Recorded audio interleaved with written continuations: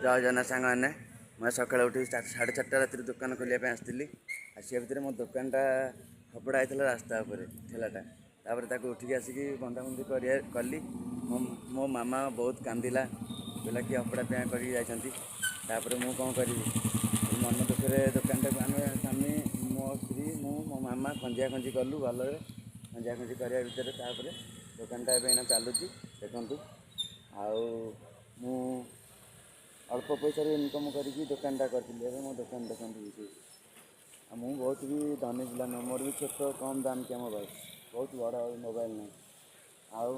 मोर गोटे अटो थिला किंतु कौन अटोर बैटेरीटा खराब हो जाए से अटोर बैटेरी थे पढ़ाई मोर पड़ो 50,000 टका ना ना कौन ने कहतु कौन ने हाँ ठीक है तुम दौड़ कह दुकान सब जिन सब चलती देखिए धीरे पानी पथर काट कष्ट कर चली जय जगन्नाथ सांग मो वीडियो को लाइक करियो शेयर करियो सब्सक्राइब करियो।